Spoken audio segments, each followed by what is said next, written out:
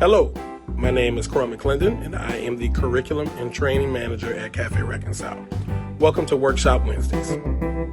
During this time, we at Cafe Reconcile would like to thank all our community sponsors, donors, alumni, current interns, past interns, staff, past staff members, or anybody who's ever been involved at Cafe Reconcile in helping us continue to provide our mission of helping young people in the community of New Orleans. We hope that everybody's being safe during this COVID-19 crisis and that everybody's practicing social distancing, as we know that is how everybody stays safe and you protect yourself and protect others.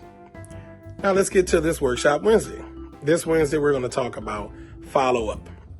Okay, we're going to talk about what it is to follow up after you sent your resume or after you've received an interview. So as you all know, we talked about resume building last week, and we discussed what you need to do to keep your resume up to date. So let's talk about what you do in order to procure that job or procure that interview, depending on what your next step may be. So you always want to make sure when you follow up, you send a thank you.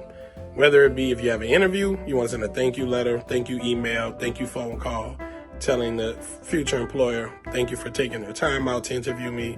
It was my pleasure to be interviewed. And you want to just highlight some of the great aspects of that organization as well as yourself. If you're looking for an interview, you want to give time to thank them for taking time to look at your interview. You also want to call and see, hey, is it a good time to talk about my resume? And these are the benefits and the highlights of who I am and what can make me an integral part of your company, okay? You want to make sure that you keep it brief, you keep it very simple, okay?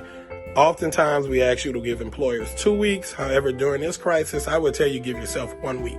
Give an employer 1 week, because typically if they're hiring right now, they're looking to make a quick hire, okay? But future practices, when things get back to normal, always give an employer 2 weeks to reach back out, okay? Oftentimes, they want to gather as many possible resumes as they can. Remember, you're not the only one who's applying for the job. But also remember that even though somebody else's resume may be better qualified, your persistence and your personality can sometimes win you over to get that job. So this has been Follow-Up Wednesdays on Workshop Wednesdays with Croix McClendon at Cafe Reconcile. Thank you all for tuning in.